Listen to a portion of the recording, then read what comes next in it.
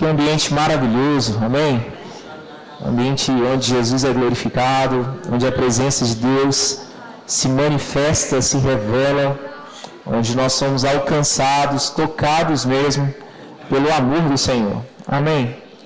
Há um texto que sempre sobe ao meu coração, é a realidade que o amor de Cristo, ele nos constrange.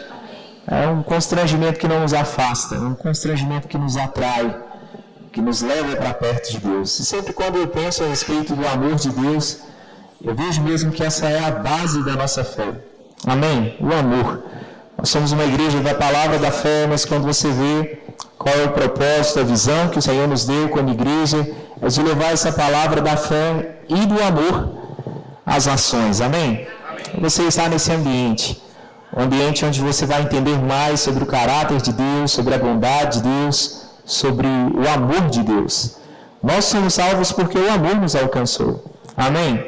Nós somos salvos porque Deus nos amou. A Bíblia diz que Deus ele amou o mundo de tal maneira que deu o seu Filho unigênito para que todo aquele que nele crê não pereça, mas tenha a vida eterna. Deus enviou o seu Filho ao mundo não para que condenasse o mundo, mas para que o mundo fosse salvo por meio dele. E é maravilhoso perceber e viver essa realidade do amor de Deus. A palavra de Deus, ela afirma que nesse amor, o amor de Deus, não existe medo. Onde o amor de Deus está, o medo vai embora. O amor, ele lança fora o medo. O medo não consegue coexistir junto com o amor. Quando o amor de Deus está manifesto, quando nós tomamos consciência desse amor, o amor de Deus, ele expulsa o medo. O medo vai embora. Amém? Esse é o nosso Deus. Deus é amor. Amém? Se você sabe a respeito da bondade de Deus, do amor de Deus, você tem uma boa revelação a respeito de quem Deus é. Amém? Todo crescimento espiritual, ele só pode acontecer se nós já provamos que Deus é bom. Essa é a realidade da palavra de Deus. Algumas pessoas falam, olha, mas vocês falam muito a respeito da graça, da bondade de Deus, do amor de Deus, mas a revelação de Deus é Cristo. E a revelação de Cristo é o amor de Deus. Amém? Eu estou inclinado hoje a falar a respeito do amor, havia uma outra mensagem, mas eu creio que o Espírito Santo está me conduzindo. Durante essa semana ele ministrou algumas coisas em meu coração. Alguns cultos atrás eu ministrei sobre o amor do Senhor, o amor que lança fora o medo. Mas hoje eu quero falar a respeito do nosso amor como resposta ao amor do Senhor. Amém? Em Efésios, no capítulo 5, no versículo 1, a palavra de Deus diz que nós devemos ser imitadores de Deus como filhos amados. Agora eu te pergunto, como é que imita Deus? A palavra diz, sejam imitadores de Deus como filhos amados. E é interessante que o próprio versículo ele responde, e andar em amor. Quando nós andamos em amor, nós estamos imitando o nosso Pai. Eu sei que quando nós pensamos em quem Deus é, fazer as coisas que Deus faz, as obras que Jesus fez, nós pensamos na manifestação do poder. E Deus, de fato, é um Deus que se revela poderosamente. Mas sabe, deixa eu te dizer algo, existe muito poder disponível no amor. Amém? Eu queria que você abrisse sua Bíblia em Apocalipse. Não precisa ficar com medo, tá? Apocalipse não é o livro de terror da Bíblia. Apocalipse no capítulo 2. Enquanto você encontra Apocalipse 2, o livro do Apocalipse, ele acontece quando João, um dos discípulos de Jesus, estava isolado em uma ilha, a ilha de Patmos. Ele foi isolado nessa ilha por causa da pregação do Evangelho. Todos os apóstolos já haviam sido mortos, martirizados. E João, nesse tempo, através do imperador Domiciano, ele exclui João, manda João para fora, para uma ilha isolada onde ficavam vários prisioneiros. João já idoso, ele vai para esse lugar, ele tira João, não consegue matar João. Então ele tenta matar a influência de João, manda João para uma ilha. E quando João está nessa ilha, alguém vai fazer uma visita para ele, Jesus. Mas sabe, João, quando viu Jesus ser crucificado, João viu a coroa de espinhos, João viu os cravos nas mãos, João viu toda a cena da morte de Cristo. De fato, João viu Jesus ressurreto. Mas quando João tem essa revelação de Jesus nessa ilha, ele vê algo muito glorioso. Ele diz que os olhos de Jesus eram como chamas de fogo. Os seus pés eram como um latão reluzente, como algo tirado da fornalha. Ele tinha os cabelos brancos como a lã branca, alvos como neve. Ele vê uma visão gloriosa. Ele conta que quando ele viu Jesus, ele caiu como que morto diante daquela glória. E Jesus vai até João. Quando ele estava isolado, Jesus vai até ele e traz uma mensagem para ele. E essa mensagem que Jesus deu para João alcançaria a igreja nos dias de João, mas alcança também as igrejas nos nossos dias. Amém? É maravilhoso ver que as cartas que foram escritas por Paulo, por Pedro, por Tiago, por Judas, por João, essas cartas elas alcançam a igreja nos dias de hoje. E no Apocalipse nós temos também mensagens específicas e direcionadas à igreja. De fato, realidades reais vividas pela igreja naquele tempo, mas nós podemos ver que muitas dessas coisas também têm sido vividas nas igrejas nos dias de hoje. Aqui no Apocalipse 2, verso 1, nós vamos começar a ler, está escrito assim, Apocalipse 2, verso 1. A anjo da igreja em Éfeso, escreva. Essas são as palavras daquele que tem 7 estrelas em sua mão direita e anda entre os 7 candelabros de ouro. Conheça as suas obras, o seu trabalho árduo, a sua perseverança, sei que você não pode tolerar homens maus, que põem à prova os que dizem ser apóstolos, mas não são, e descobriu que eles eram impostores. Você tem perseverado, suportado sofrimentos por causa do meu nome, e não tem desfalecido. Quanto a você, porém, tem isto: você abandonou o seu primeiro amor. Lembre-se de onde caiu, arrependa-se e pratique as obras que praticava no princípio. Se não se arrepender, virei a você e tirarei o seu candelabro do seu lugar. Mas há uma coisa a seu favor: você odeia as práticas dos nicolaítas, como eu também as odeio. Aquele que tem ouvidos, ouça o que o Espírito diz às igrejas. Ao vencedor darei o direito de comer da árvore do jardim que está no paraíso de Deus. Amém? Então veja, aqui nós temos uma carta que João recebe de Jesus. Na verdade, ele recebe a revelação de Jesus, e agora João, apóstolo de Cristo, ele vai enviar cartas às igrejas, trazendo mensagens específicas de Jesus. E a primeira igreja que vai receber uma carta de Jesus escrita por João é a igreja de Éfeso. Agora, quando nós olhamos para a palavra de Deus, nós vamos ver que essa igreja de Éfeso era uma igreja forte, era uma igreja que foi recebeu muitas influências, foi edificado através de grandes homens de Deus. O apóstolo Paulo foi o homem de Deus enviado e que plantou uma igreja na cidade de Éfeso. E é interessante que o tempo, quando você olha o livro de Atos, você vai poder perceber isso. Grandes coisas foram realizadas por Deus através da vida do apóstolo Paulo na cidade de Éfeso. A Bíblia diz que Deus, através das mãos de Paulo, nesse lugar, ele fazia milagres extraordinários. Irmãos, milagre já é coisa boa, na verdade, já é coisa que foge do comum. Mas Deus, pelas mãos de Paulo, nós vamos ver no livro de Atos, que nessa igreja de Éfeso era realizado milagres extraordinários. Era uma igreja que provou em sua implantação do poder de Deus, da manifestação de Deus, do batismo no Espírito Santo. O apóstolo Paulo chega a fazer discípulos ali, ele chega na cidade, encontra um grupo de discípulos, provavelmente deixado por Apolo, homens que só conheciam o batismo de João, não conheciam o batismo com o Espírito Santo. Paulo impõe as mãos sobre eles, aqueles homens são cheios do Espírito Santo, falam em outras línguas, começam a profetizar.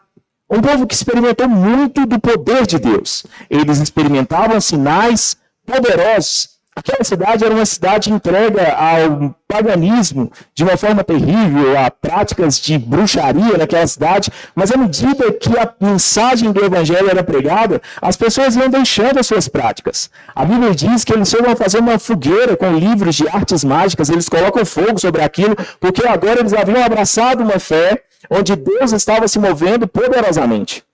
Mas a igreja de Éfeso não foi uma igreja que foi inaugurada apenas com sinais, com maravilhas, com manifestações do Espírito. Foi uma igreja que experimentou de ensino da palavra. O apóstolo Paulo passa um longo período ali ensinando. Ele separa uma escola para que ele pudesse ensinar as pessoas. E havia um longo período de estudo, de ensino da palavra naquela igreja. A igreja de Éfeso recebeu a carta poderosa que nós temos, a carta aos Efésios, onde nós aprendemos a realidade de quem Cristo é, a realidade de quem nós somos, do que temos, do que podemos em Cristo, e sobre como nós podemos andar. Se você ainda não leu a carta escrita aos Efésios, eu quero recomendar a você uma carta maravilhosa, que nos fala a respeito da salvação pela graça, por meio da fé, que nos revela que Deus nos deu vida quando nós estávamos mortos em pecados e ofensas, que Ele nos fez assentar nos lugares celestiais em Cristo Jesus, nos mostra sobre a luta espiritual que nós temos, que não é contra carne nem contra sangue, mas contra principados, potestades, dominadores das trevas neste mundo tenebroso, mas que nós não lutamos na força do nosso braço, nós lutamos com as armaduras de Deus. Essa igreja de Éfeso, iniciada por Paulo, teve como pastor por um longo período Timóteo, filho na fé de Paulo, alguém que Paulo tinha na mais alta estima, um discípulo amado, um homem de Deus, cheio da palavra, cheio de fé. A igreja de Éfeso também foi pastoreada pelo apóstolo João. João passou um longo período nessa igreja. Mas algo estava acontecendo com essa igreja. Essa igreja não tinha parado de fazer as coisas. Essa igreja existia numa grande cidade, naquele mundo antigo já, com mais de 250 mil habitantes. E tinha uma igreja forte ali naquela cidade. Uma igreja ativa. Uma igreja que fazia muitas coisas. E o que a gente tem a ver com essa igreja? Eu vejo características dessa igreja que se parecem com a característica dos nossos dias. E eu quero convidar você a fazer uma reflexão a respeito de como você tem vivido como igreja. Eu sei que nós sempre vamos olhar para a igreja e viver a igreja de uma forma coletiva, abrangente, o corpo, e isso é necessário. Mas eu quero que você entenda e se enxergue no corpo. Como você tem vivido como igreja? Como você tem vivido no corpo de Cristo? Bem, essa igreja, nós lemos no verso 1 que essas são as palavras daquele que tem 7 estrelas em suas mãos. Quando nós lemos Apocalipse no capítulo 1, tem a explicação do que eram essas 7 estrelas. Aqui é uma mensagem alegórica, está falando do mensageiro da igreja, ou o pastor da igreja, o anjo da igreja. E há candelabros representando as igrejas. E a Bíblia diz que Jesus é aquele que anda no meio das igrejas. Então, quando diz escreve ao anjo da igreja, essa palavra anjo também significa mensageiro. Escreve ao mensageiro da igreja. Era uma palavra para o líder da igreja, mas não era uma palavra exclusiva para o líder da igreja. Era uma palavra para o alcance de toda a igreja. Amém? Agora perceba que o verso 2 ele diz assim: eu conheço as suas obras.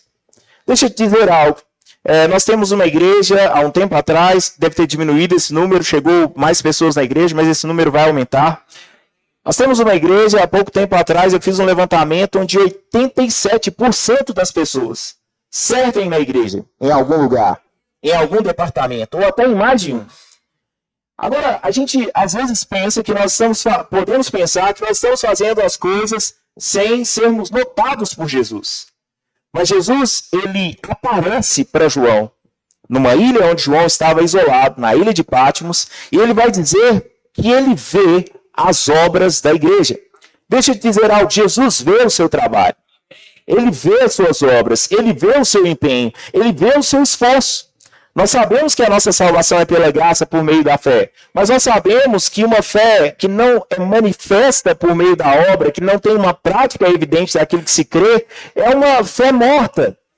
Mas sabe, nós não somos uma igreja morta, nós somos uma igreja viva. E Jesus está dizendo, eu conheço você. Eu conheço as suas obras. Sabe, há um pensamento que acontece muitas vezes, onde nós tendemos a pensar que Jesus só enxerga o povão, que Deus só enxerga a multidão.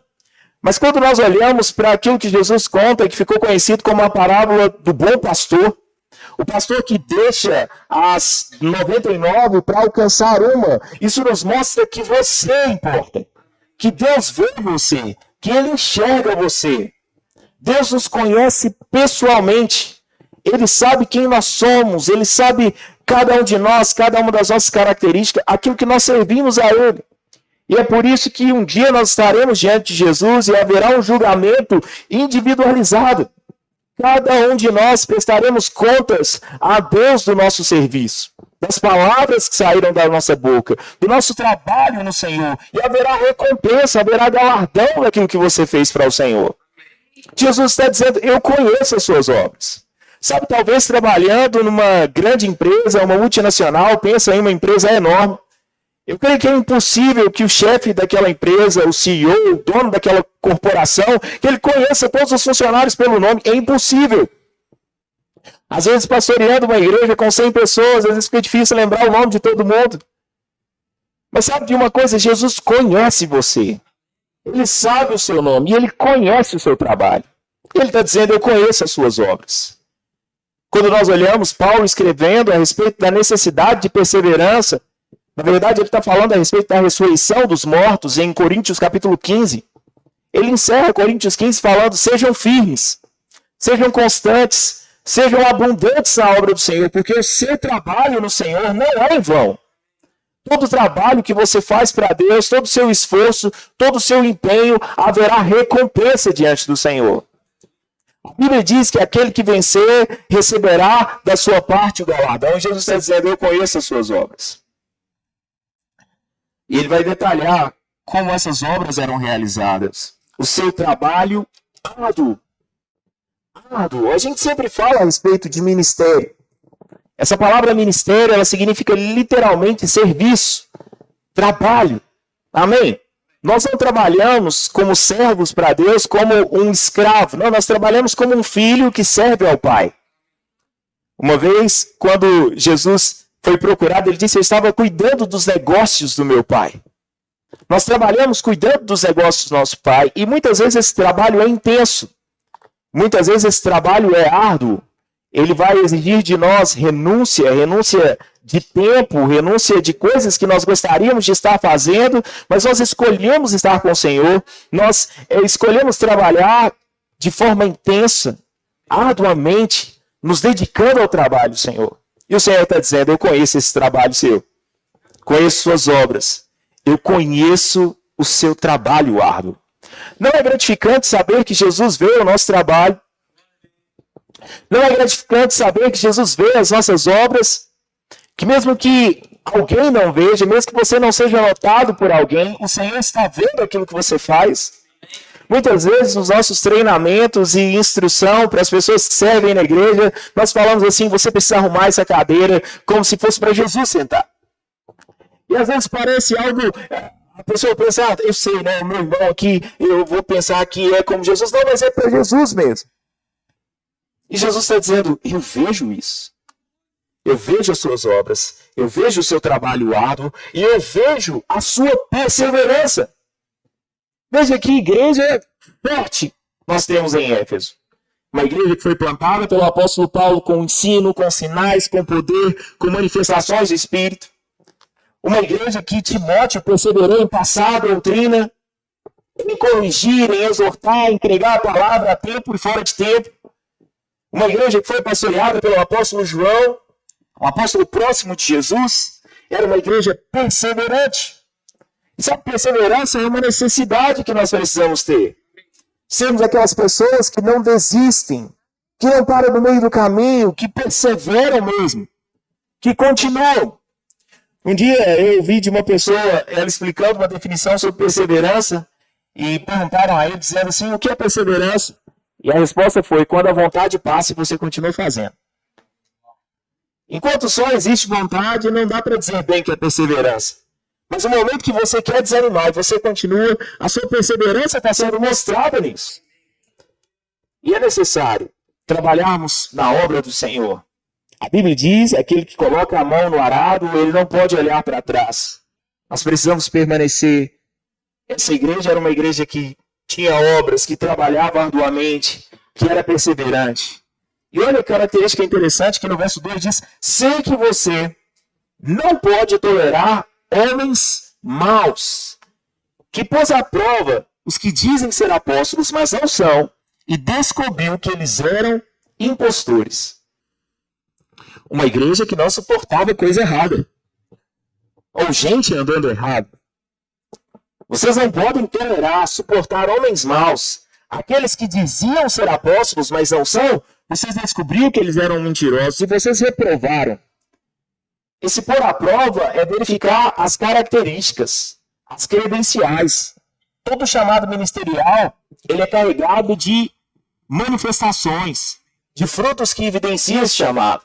O apóstolo tem uma marca de ser alguém que implanta algo, alguém que carrega uma visão muito forte, alguém que muitas vezes dons espirituais vão seguir a vida dele como um dom da palavra da fé.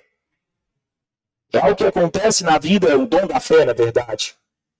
Na vida de um apóstolo, Quando nós olhamos para o ofício do profeta, é alguém que prega e ou ensina debaixo de uma inspiração do Espírito.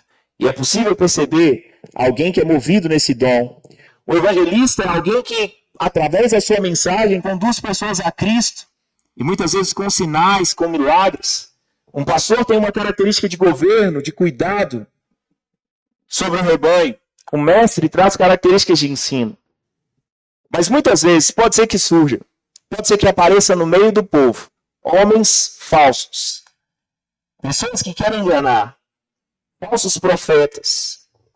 Falsos apóstolos. Lobos em peles de cordeiro. Mas na igreja de Éfeso, não. Esse tipo de gente não tinha lugar lá. Essa igreja foi doutrinada por Paulo, por Timóteo, por João. Isso que era uma equipe ministerial bem forte, né? Quando nós olhamos uma das últimas viagens de Paulo, quando ele está indo para Jerusalém, você vai ver isso em Atos 20. Paulo manda reunir a liderança da igreja de Éfeso. E ele faz um discurso maravilhoso. Em Atos 20, verso 24, Paulo vai dizer a eles: eu não tenho em nada a minha vida como preciosa, contanto que eu cumpra com alegria o ministério, a minha carreira, aquilo que eu recebi do Senhor. E Paulo começa a falar com eles como foi o comportamento dele no período que ele esteve entre os irmãos em Éfeso. Ele diz: enquanto eu estive entre vocês, eu não cobicei prata nem ouro de ninguém. As minhas mãos serviram para isso. O tempo todo eu ensinei a palavra para vocês, às vezes com lágrimas eu ensinei. Agora eu estou indo. E Paulo disse: vocês não vão ver mais a minha face. E a Bíblia diz que todos eles começam a chorar. E o que mais doía neles era o que Paulo dizia: vocês não vão ver mais a minha face. Mas por que eu estou falando sobre isso? Porque o apóstolo Paulo deixa algumas recomendações para essa igreja. Quando eu partir, vão entrar lobos. Vão querer devorar o rebanho. Fique atento com isso. Essa igreja foi treinada. E ela estava bem nisso. Uma igreja que trabalhava, Jesus conhecia as obras, perseverante, trabalhava arduamente, não suportava os homens maus. Veja o verso 3. Você tem perseverado e suportado sofrimentos por causa do meu nome e não tem desfalecido. A igreja estava passando por uma perseguição terrível nesses dias. Essa semana eu estava conversando com o pastor Daniel e a gente estava pensando qual era a mensagem dos apóstolos nos primeiros dias de igreja. O que eles tinham para oferecer? Qual era o testemunho de vida que eles tinham para pregar para as pessoas? Porque muitas vezes nós falamos: vem para Jesus e a sua vida vai ficar melhor. E de verdade a minha vida melhorou depois que comecei a dar para Jesus. Andar com Jesus. Mudou tudo. Às vezes numa pregação nós falamos sobre prosperidade, mas essa é apenas uma porção da mensagem. E a pessoa vem: beleza, prosperidade eu não quero mais viver quebrado. Às vezes nós falamos sobre cura e as pessoas vêm. Mas sabe de uma coisa? O que esses irmãos tinham para oferecer nesses dias? Não que não existisse cura, não que não existisse prosperidade, mas a realidade da igreja vivida nesses dias era uma realidade de perseguição tal, que fez um homem já idoso ser colocado numa ilha junto com criminosos. O apóstolo João, a história conta que o imperador falou com João que ele tinha a chance de negar o Senhor. Mas João não negou. Ele não negou. Há um dos chamados de pais da igreja, chamado Policarpo. E Policarpo disseram para ele assim, próximo a essa época, né? Olha, eu vou te dar uma chance de você viver. Eu já estava com uns 84 anos, nós não vamos matar você. Se você negar Jesus, a gente não vai lançar você para as feras, para os leões. E ele disse: pode trazer suas feras, eu não vou negar Jesus. Eles disseram: se você zombar das nossas feras, a gente vai lançar você na fornalha, vai lançar você no fogo. Ele falou assim: pode me lançar no fogo, mas eu não vou negar Jesus. Sabe de uma coisa? Eu tenho 84 anos, ele só tem me feito bem. Não vou negar Jesus. Eu prefiro queimar por uma hora numa fogueira do que arder no inferno. A gente está vendo uma igreja que estava suportando perseguições, sofrimentos. E não era sofrimento porque estava fazendo coisa errada. Era sofrimento por causa do nome de Jesus. Alguns perdiam a família, era colocado para fora de casa. Mas ainda assim, esse povo trabalhava, era perseverante, praticava obras. Parece que está tudo perfeito aqui, não parece? Fala a verdade, se você não quer fazer parte de uma igreja como essa, ou se você não quer ser uma igreja como essa, olhando esses primeiros versículos, eu quero pastorear uma igreja como essa. Uma igreja que Jesus vai dizer, eu conheço, sei que você trabalha, seu trabalho é árduo, você é perseverante, você suporta as provações. Mas nem tudo estava perfeito nessa igreja. Uma coisa precisava ser ajustada. E talvez possa ser que a gente precisa também analisar a nossa vida e fazer algum ajuste. Pode ser que você tenha trabalhado muito para o Senhor. Seu trabalho tem sido árduo, perseverante. Mas talvez falta algo. E às vezes faltar algo com o Senhor é quase que o mesmo que faltar tudo. Você lembra do jovem rico? Ele vai até Jesus e ele diz, o que eu faço para herdar a vida eterna, bom mestre? Jesus disse, você conhece os mandamentos? Sei, eu conheço os mandamentos. Eu tenho seguido todos eles, desde a minha juventude. Desde a infância, eu sigo todos eles. Que coisa boa.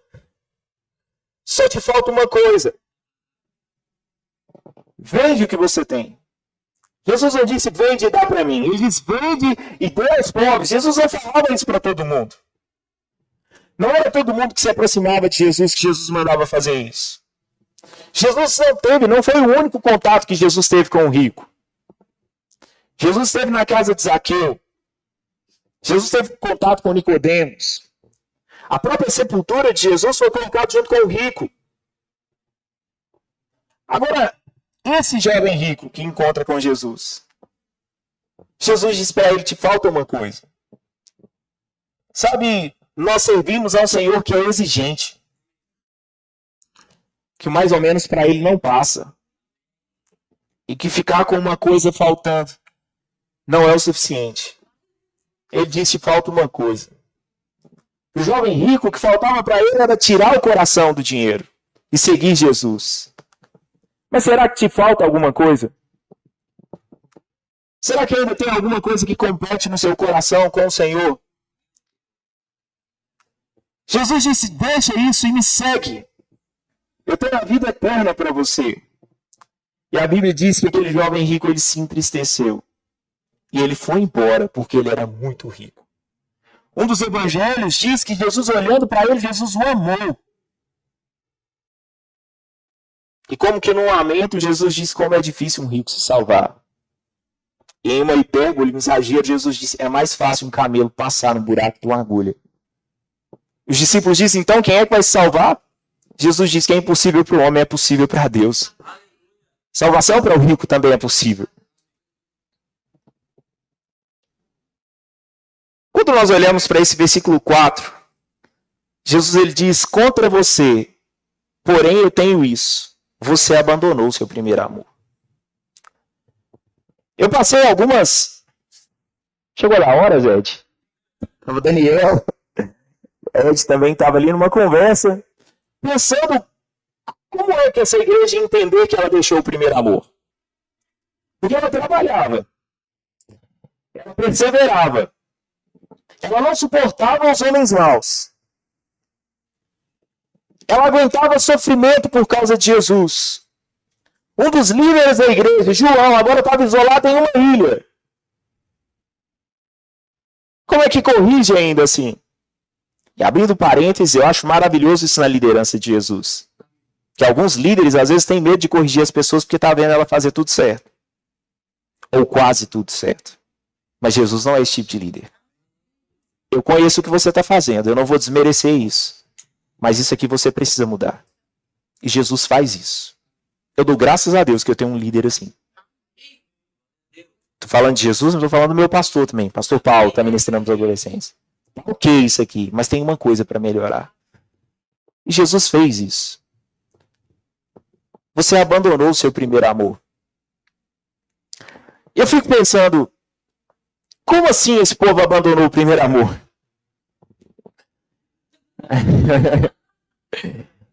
Eu ouvi uma definição em um livro chamado Quem é Você Quando Ninguém Está Olhando, o autor Bill Hybels, onde ele diz assim: o amor é o que o amor faz, mas esse povo fazia. E pensando no que poderia ser isso, eu não consegui chegar a outra conclusão, senão eles estavam fazendo, mas o coração estava longe do Senhor. A questão é, eu faço, mas por que eu faço? E para Deus, a maneira que nós fazemos, como está o nosso coração, importa e importa demais, porque a Bíblia diz que ele sonda a mente e os corações. Ele esquadrinha, ele investiga. Deus vê o mais íntimo do nosso ser. E sabe, às vezes nós vamos fazer coisas mesmo, como que pegar a nossa carne e arrastar ela para um lugar porque ela não quer ir. Mas a revelação não pode parar nisso. Nós precisamos pelo menos querer. Muitas vezes na obra você vai precisar fazer coisas, na vida você vai precisar fazer coisas que você não quer fazer. Muitas vezes eu faço coisas que eu não quero fazer, mas eu faço. Mas essa palavra me confrontou. Porque o Senhor não quer apenas que eu faça. O Senhor quer que eu queira fazer. O pastor Luciano Subirá, ele tem uma ministração chamada Até Que Nada Mais Importe, onde ele conta uma experiência de uma mulher que há anos chamava o marido para ir para o supermercado com ela. Eu não sei os casais aqui se gostam do supermercado. Graças a Deus, eu gosto. Então, às vezes eu vou com a minha esposa e pra gente é shopping, né?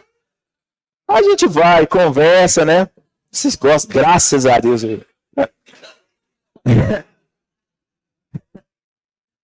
A gente vai conversando, né? Mas sozinho eu não gosto. Eu gosto de ir junto com a minha esposa, né? Tem gente que gosta de shopping, né?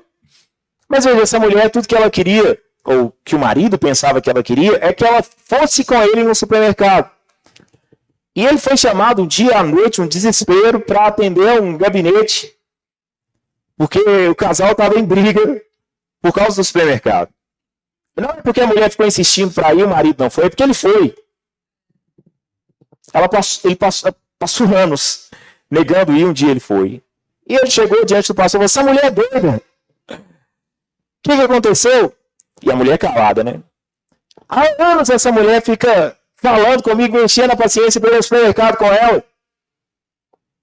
E eu fui no supermercado. E ela falou assim: para ser assim também não quero. Eu falei: eu não entendi por que você...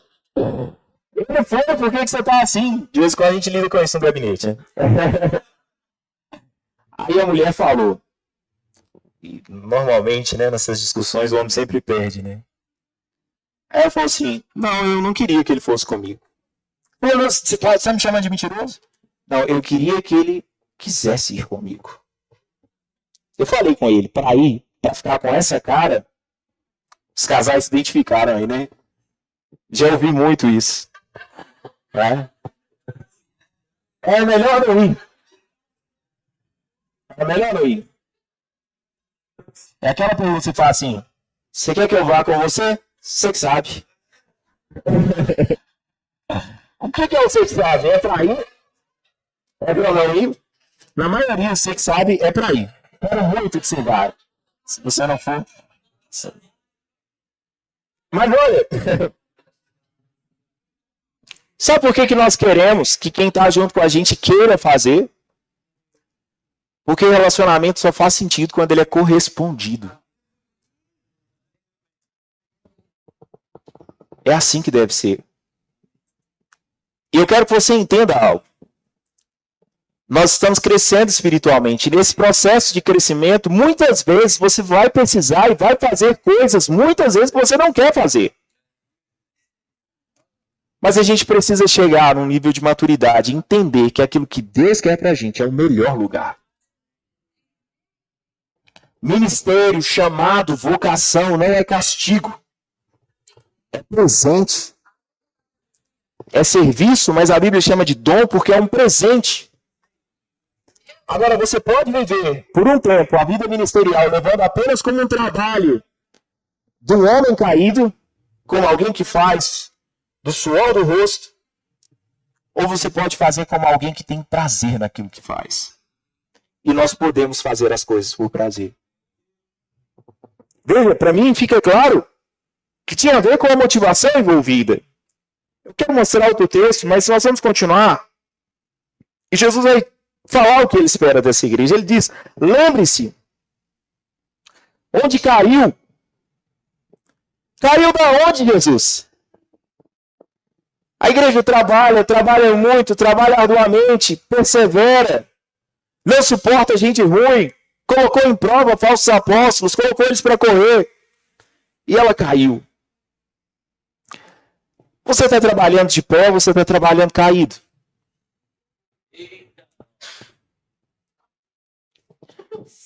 Às vezes alguém some. Não é todo mundo, tá? E alguém diz, ó, tal pessoa caiu, já tinha caído há muito tempo. Tava um vivo morto, ou um morto vivo, não sei. Tava como um boneco de palha, um espantalho, no meio da plantação. Com a mão para cima, mas sem coração. Deus, ele não nos quer só do lado de fora. A Bíblia diz, amará o Senhor teu Deus de todo o teu coração, de toda a tua alma, com todo o teu entendimento, com todas as suas forças. O amor de fato se revela naquilo que a gente faz, mas não é só aquilo que a gente faz. Lembre-se de onde caiu, arrependa-se e pratique as obras que praticava no princípio. Se não se arrepender, virei a você e tirarei o seu candelabro do seu lugar. Eu acho interessante essa prática das obras do princípio. E eu, sinceramente, não creio que tenha mudado o tipo de trabalho. Não, é porque antes ele trabalhava no diaconato, agora ele estava servindo na mídia da igreja de Éfeso. Não era isso. Era a maneira como as coisas estavam sendo feitas. Porque, às vezes, eu sempre gosto de falar sobre isso aqui. Nós começamos certo. Começamos com o coração no lugar. E a gente precisa tomar cuidado. Para que aquilo que a gente tanto sonhou, um dia não se torne para a gente um peso. O que eu mais vejo, pessoas reclamando daquilo que um dia elas pediram a Deus. Reclamar de uma esposa que um dia eu pedi para Deus.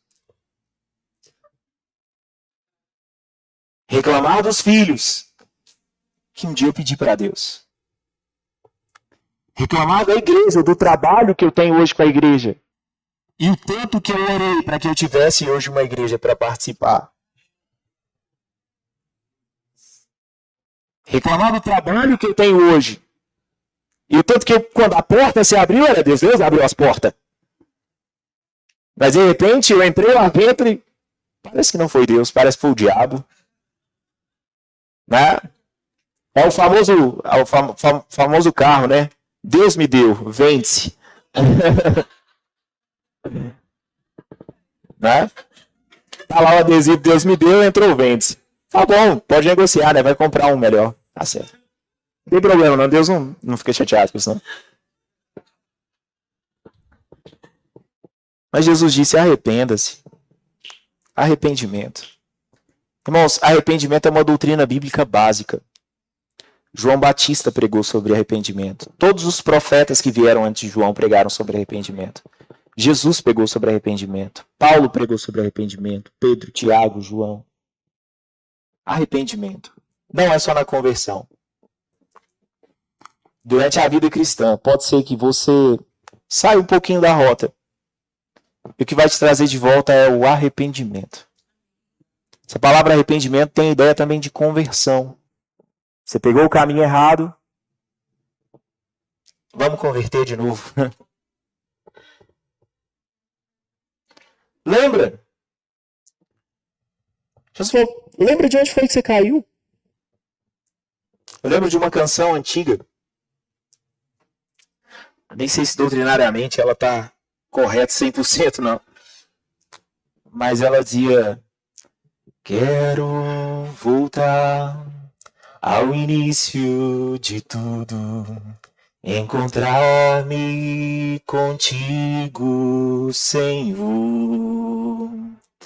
Quero rever meus conceitos e valores. Eu quero reconstruir.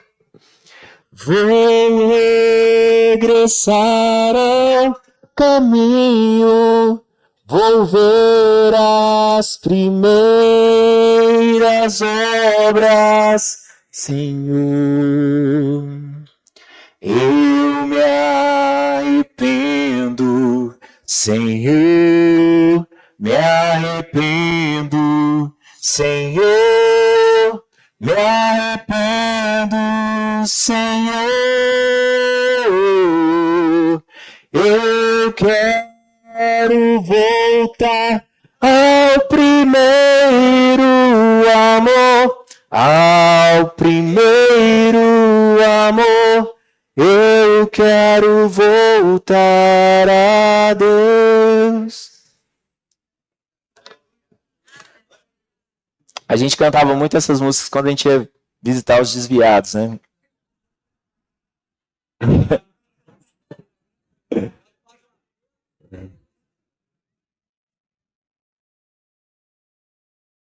Era essa. Essa era a música do desviado, né? E do que não era crente, a gente cantava, querido irmão. Deixa pra... Amém. Arrependa-se. Amém. Arrependimento, irmãos, não é choro. Pode ter choro envolvido, se for. Também não tem problema. Mas é uma mudança de comportamento, sabe? Vou mudar meu comportamento. Eu não vou fazer por fazer. Eu não vou fazer por obrigação. Apesar de ser uma obrigação. Eu vou fazer porque eu amo o Senhor. Eu vou fazer porque Ele deu a vida dele por mim. E eu não vou me contentar em viver uma vida fria, vazia, sem graça. Não é para ser assim. Jesus disse, se você não se arrepender, eu vou tirar você do seu lugar. Ele diz, mais uma coisa eu tenho ao seu favor, você odeia as práticas dos nicolaítas, que eu também odeio. Os nicolaítas, eles ensinavam um tipo de doutrina errada, que as pessoas poderiam participar do paganismo, e quanto mais elas pecassem, mais era uma oportunidade para Deus mostrar a graça dela. Essa igreja também não colava isso com ela não, graças a Deus. Aquele que tem ouvidos ouça que o Espírito diz às igrejas. Ao vencedor, eu darei o direito de comer da árvore da vida que está no jardim, no paraíso de Deus. Vá comigo para 1 Coríntios 13.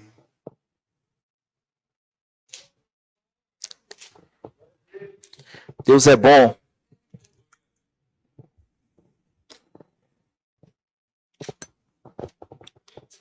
Eu gosto muito de Coríntios capítulo 13, eu acho maravilhoso o que o apóstolo Paulo escreve nesse capítulo.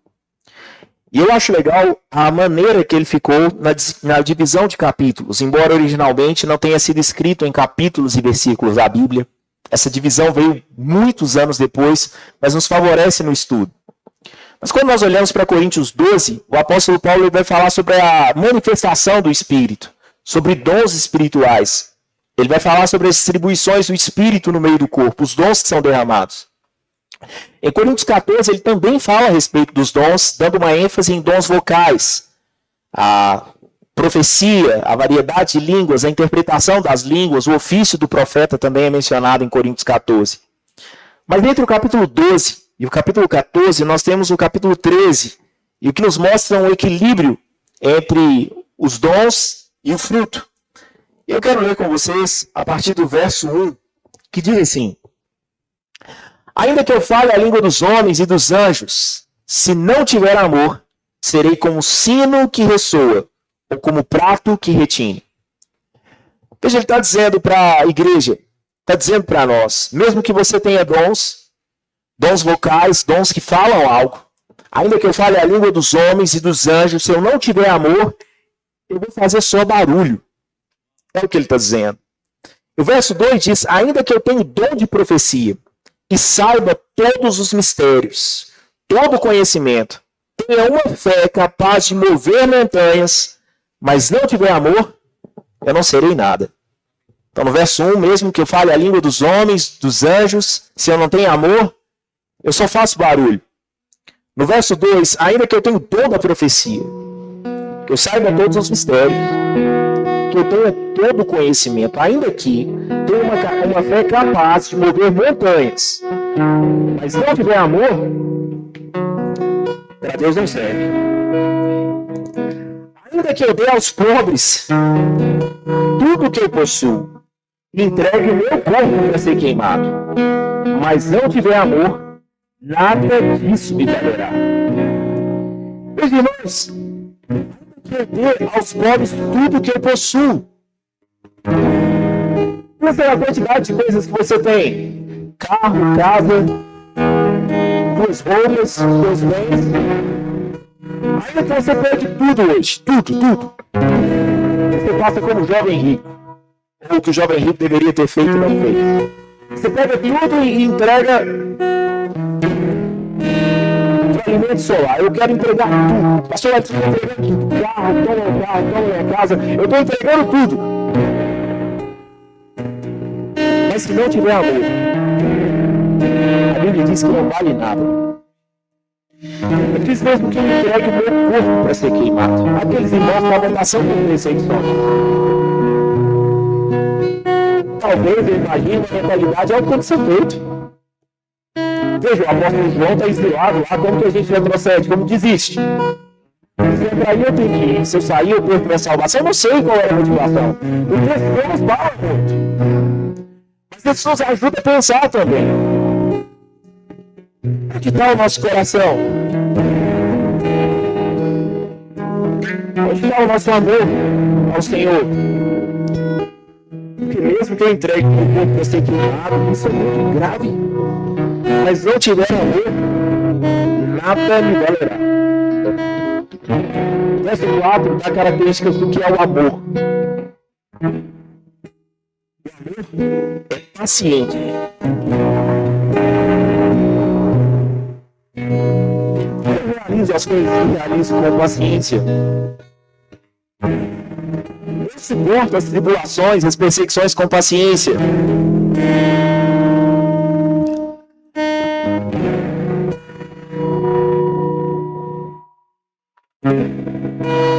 O amor é bondoso. O amor não tem inveja. A gente não trabalha para pegar o lugar de outra pessoa. E eu não estou correndo contra você. Eu estou correndo junto com você. No verbo da vida, nós vimos a nossa liderança. Nós não somos um ministério de conselheiro. Nós somos uma constelação. Então não faz diferença para mim se eu vou pegar seu Ramon, seu Diógenes, Rafaela, pastor Aline, Carol.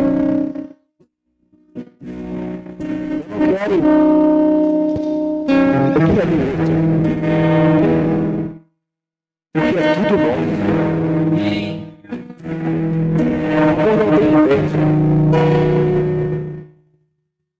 Não se dói se o outro está crescendo. Ele se alegra.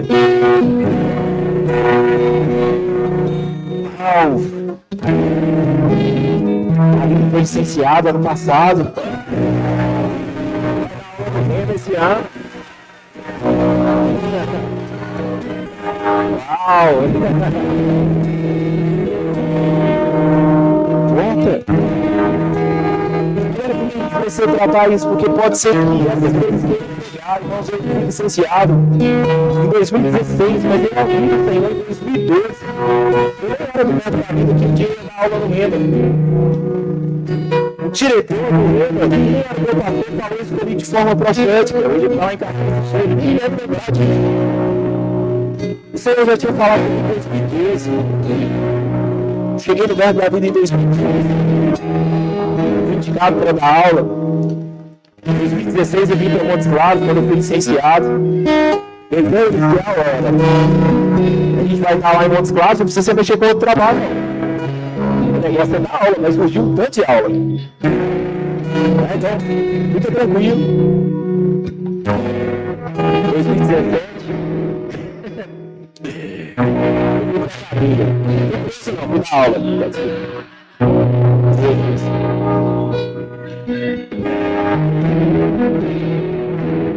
Fui na aula no prisional feminino. Convencional. Fui sem oferta, sem nada. Paguei o traído. Eu voltei com mais recursos do que o que eu fui. Mas a proposta é: quer vir dar aula? Não quero. Não tem oferta, não tem nada. É com você. Tem lugar para ofertar na casa dos meus pais. Beleza. Mas foi em 2018, nada de dinheiro. 2019, nada. 2020 eu ia dar aula mesmo. Mas eu me mando aqui. Mas eu dei aula no Remo em 2020. Uma posição para 3 pessoas.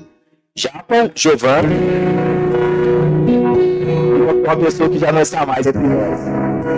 Não, só ficar com igreja.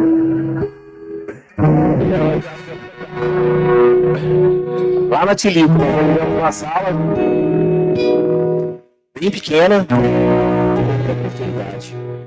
Mas o que eu estou falando com isso? Nesse tempo eu tive muita oportunidade de ficar com inveja. Gente, você veio depois de mim, dando aula. E realmente me incomodou isso. E aí, na época do Facebook, eu fui no Facebook, falei: quero ver. Mas, claro, vou dar a vida pra ele.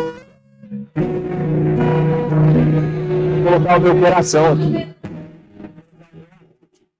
Quero nem saber. Pai, mãe, vou te ver 15. Não estou falando para você fazer isso, tá? Te ver 15 vezes por ano, vou colocar o meu coração aqui, minha vida aqui. Eu vou na casa do pastor.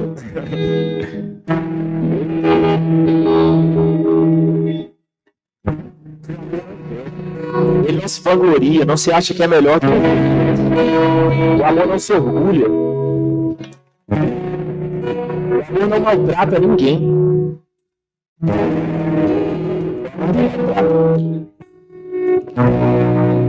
Algo na nossa igreja, a gente leva isso muito a sério. E as pessoas, você está chegando agora, pessoas são mais importantes. Nós cumprimos tarefas, mas por causa de pessoas. Nosso negócio é gente. Porque o amor não maltrata. O amor não procura os seus interesses. O amor não se ira facilmente. Guarda no corpo. O amor não se alegra com a injustiça, mas se alegra com a verdade. Ele tudo sofre, tudo crê, tudo espera, tudo suporta. O amor nunca perece. Mas as profecias, elas desaparecerão. As línguas cessarão. O conhecimento passará. Pois em parte conhecemos e em parte profetizamos. Quando, porém, vier o que é perfeito, o que é imperfeito,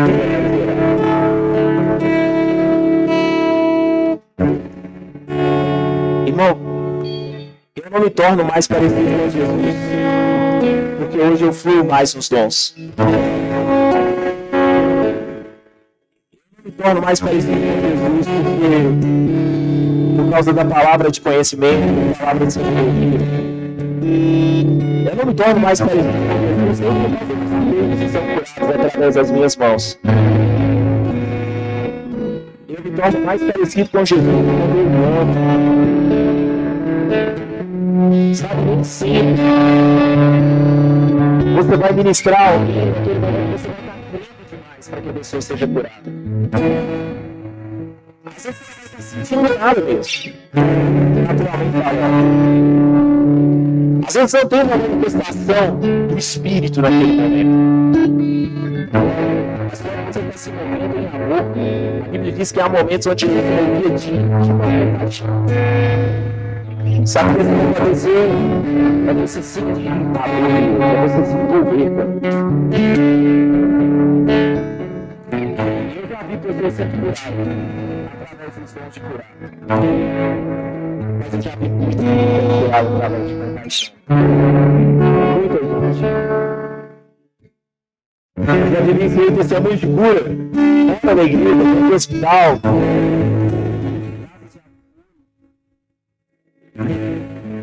De compaixão. De olhar para alguém e falar assim, não era para essa pessoa assim. Deus não criou essa pessoa para estar o amor. Quando eu era menino, eu falava como menino, pensava como menino, raciocinava como menino. Quando me tornei homem, deixei para trás as coisas. Não trabalhando com esse amor de como foi a sua infância e a fase adulta. Mas ele está mostrando um exemplo que assim como o menino cresce, na nova criação nós precisamos crescer também. Havia tempo que eu fazia as coisas na igreja, eu fazia como menino. Eu pensava, raciocinava como eu, mas quando a maturidade chega, eu deixo para trás as coisas de menino, eu começo a fazer as coisas como alguém que ama o Senhor. Sabe de uma coisa, o tempo não pode esfriar a gente precisa se envolver mais, amar mais o Senhor. Amar mais. O amor jamais acaba. A gente está vivendo o tempo todo, as pessoas estão falando de amor, passou o amor, não, passou sentimento, passou frio na barriga, morreu no estômago. Deus aumenta. E quando esse amor aumenta, ele pode trazer o sentimento do sonho. Virar o sentimento para aceitar o amor é errado, mas quando você vira o amor, você vai experimentar as melhores sensações da vida. É possível aumentar o amor. É possível aumentar o nosso amor à obra de Deus. Sabe, eu tenho desejado viver esses dias. Eu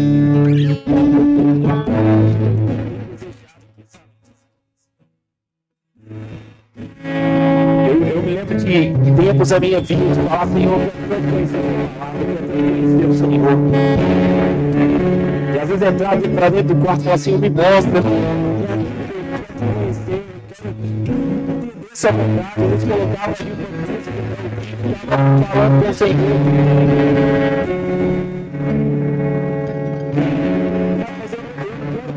Eu não quero que meu amor se esfrie, que a minha intensidade esfrie.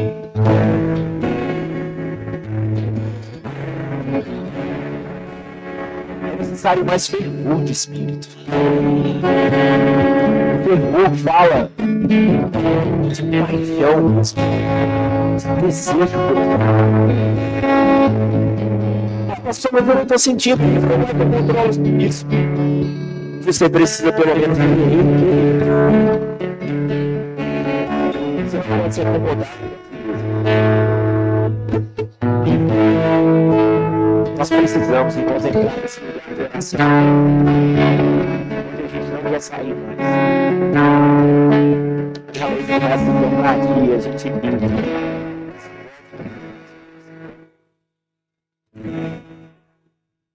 Vamos ter um amor mecânico,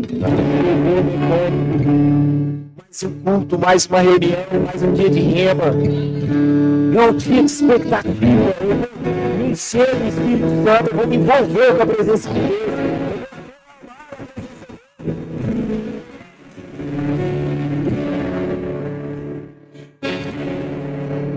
Quando eu era menino, eu falava com a menina. Eu pensava com a menina, eu girava. Com o menino. Sabe, o tempo passou, talvez eu não sou aquele pentecostal tão desajeitado que eu era, não sei chutando. Mas eu não vou deixar o meu coração esfriar.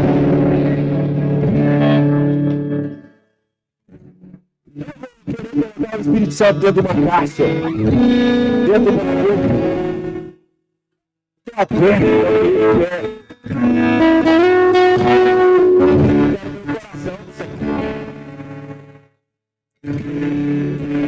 Não importa o que vão ver, não importa o que vão pensar.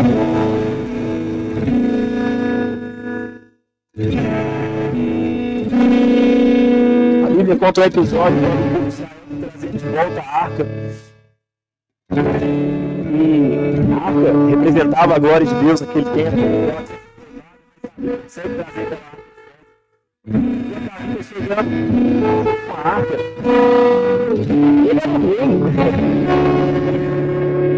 A majestade que ele está chegando. A esposa dele na janela de casa esperando ele chegar. Davi vê a arca. Fica só aqui na estola sacerdotal, que era quase que nu. E também começa a dançar na sua casa. Ele não estava bem aí para a posição dele. A mulher dele ficou desesperada. Que isso, amor? Fazendo vergonha, né, gente? Mais ou menos assim. Filha de Saul, Mical, acostumada com o papai.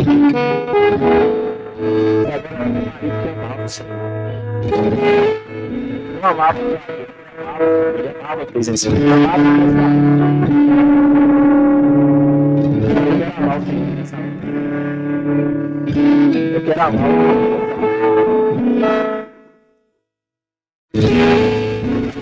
filho.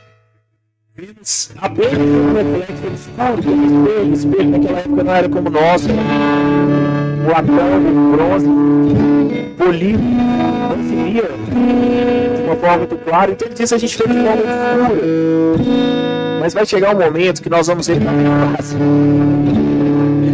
Eu agora conheço em parte, conhecerei plenamente da mesma forma. Plenamente conhecido. Assim agora permanece estes três: a fé, a esperança e o amor.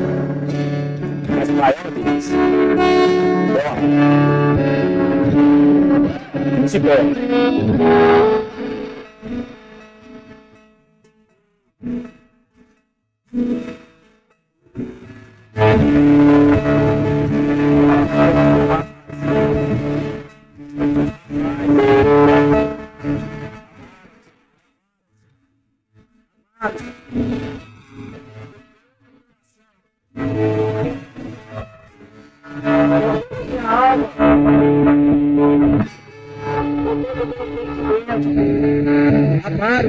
Amar o Senhor.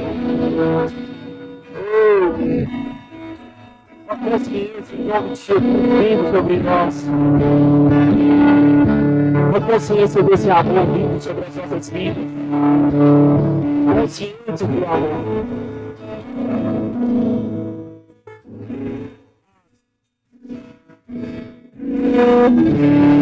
Eu não quero me acostumar com isso.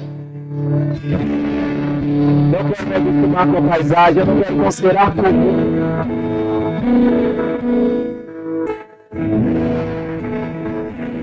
Eu quero amar sua presença, Senhor.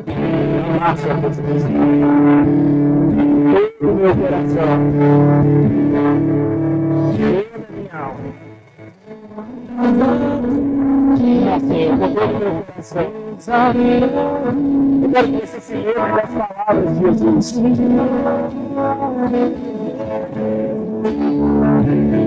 Se você se esfriou, se seu coração se esfriou, Jesus está dizendo algo, eu tenho outra coisa que você resolveu. Se lembre. Onde foi que você caiu? O que foi que o seu coração? Lembra dos primeiros dias?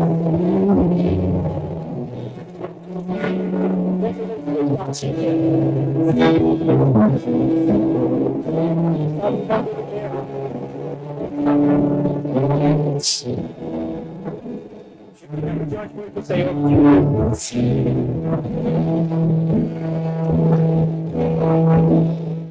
não parecia muito difícil.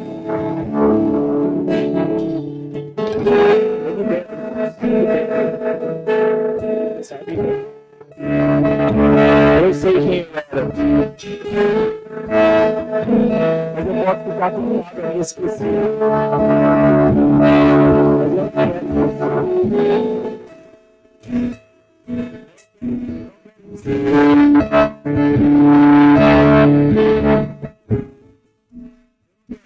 Sem se esfriar. Eu não quero fazer as coisas por fazer.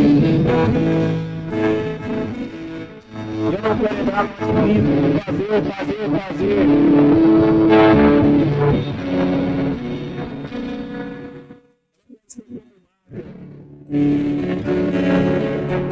Às vezes a gente está fazendo coisas. Jesus estava na casa de Lázaro, seu amigo Marta. Trabalhava. Marta ficava tão incomodada que a irmã dela estava ali lançada aos pés de Jesus. Fascinada pelas palavras de vida que saíam da boca do mestre, e ela estava derramada. E ela incomodada com Jesus, o que você está vendo? Quando ela fazer alguma coisa, trabalhar, servir. Jesus quiser escolher a melhor parte. Não é a única parte. Existe o serviço. Existe o trabalho, existe uma outra para se fazer.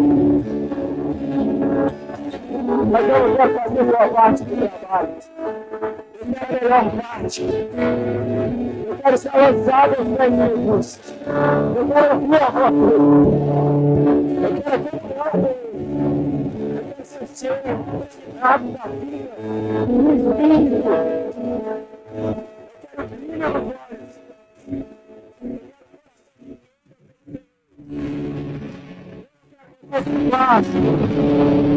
Um dia eu fui exposto a essas verdades e eu estava tão perdido numa vida de religião. Eu tinha tanto medo de Deus, tanta criação. Mas um dia a verdade se no meu coração. Porque ele não foi ser pecado, ele foi pecado por nós.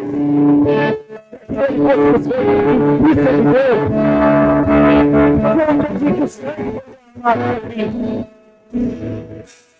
Tinha vivo, Senhor, com amor eterno, de amor e compatibilidade te atrair, com laço de amor, com laço de misericórdia te atrair. Pai, que esse amor me contigo. Mas ele me achou. Mas ao ver ele que se perdeu, ele me achou.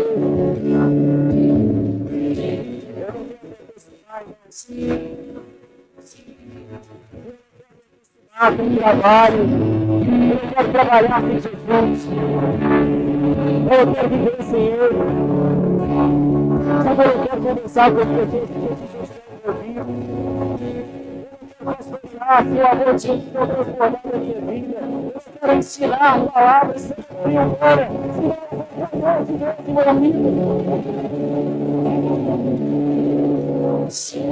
Nada que nós temos. Nossa credibilidade, por nossa relação com Deus, é Ele nos criou, Ele nos prosperou, Ele mandou para a nossa família, Ele nos fez crescer. Eu sei que é o Senhor, eu sei que o Senhor, eu não posso pegar essa glória para mim.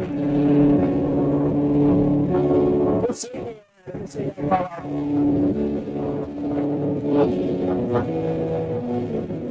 Eu sei como foi passar a vida inteira esse de atenção, um diagnóstico. Eu vou compartilhar isso porque talvez identifique alguém, tipo assim, porque o Senhor está me inspirando para isso. Que as pessoas hoje levantam como bandeira de bullying, de burro, de distraído, de louco. Quantas vezes eu ouvi, menino, só não esquece a cabeça que está grudada no seu pescoço. Sei que era lidar com isso. De achar que eu não tinha capacidade, porque eu me esquecia das coisas, de achar que eu não tinha potencial. Sabe quando eu tive a oportunidade de entregar minha vida para Jesus? Eu tive essa oportunidade. Sabe, Jesus, ele não pega só o que você tem de bom, de talento, até porque foi ele que te deu. Mas Jesus é capaz de pegar nossos cacos, nossos traumas. Eu lembro fazer uma frase de Catherine Kuhlman, que ela diz: Senhor, eu queria te oferecer muita coisa, mas eu não tenho nada. Você pode receber o meu nada? Ou o meu tudo, o que tiver, você pode pegar. Dá para fazer alguma coisa com isso? Ei, você não precisa de habilidades, né? Para conseguir se desenvolver, Senhor. Você precisa de um coração rendido. Se você se render a Ele vai dizer: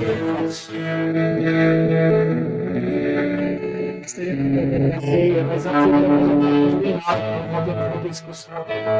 Se for um convite, uma oportunidade, se você quiser. Se você quer treinar a sua vida com Jesus, eu quero te chamar à frente. Eu quero orar com você. Se você se afastou de Jesus e eu, os caminhos dele, eu quero orar por você. Eu quero te vir aqui à frente nesse tempo. Sem vergonha, sem medo, os braços do Senhor estão sempre abertos para você sair. Vai tentar uma canção, se você quiser, eu vou falar para você.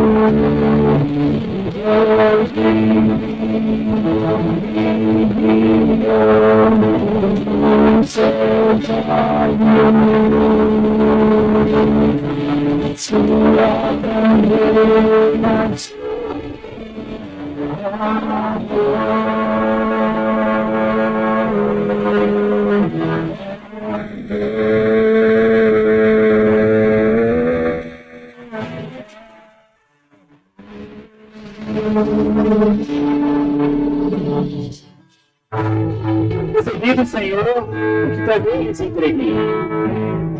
O Senhor Jesus, na noite em que foi traído, tomou o pão, tendo dado graças, partiu e disse: isto é o meu corpo que é dado em favor de vocês. Façam isso em memória de mim.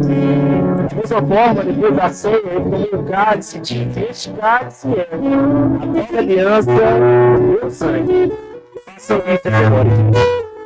Porque sempre beberem deste pão e beberem deste cálice, vocês anunciam a morte do Senhor, até que ele venha. O pão e o sangue de Jesus foram dados em nosso favor. Amém. Deus é por nós, Ele não é contra nós. No momento de ceia, a gente precisa trazer isso à nossa memória. A religião, em muitos lugares, por muito tempo, tem tratado a ceia como se fosse algo que diz respeito a nós. Mas a ceia diz respeito àquilo que Ele fez. Quando nós comemos esse pão, nós bebemos esse cálice, nós estamos anunciando que Ele morreu. Ele morreu pelos nossos pecados, mas Ele ressuscitou para nos justificar. Nós vamos fazer isso nesse momento, enquanto nós comemos esse pão, nós vamos nos lembrar que o corpo de Jesus foi moído no nosso lugar, mas através das pisaduras dele, nós fomos sarados. Amém? Você pode comer o pão.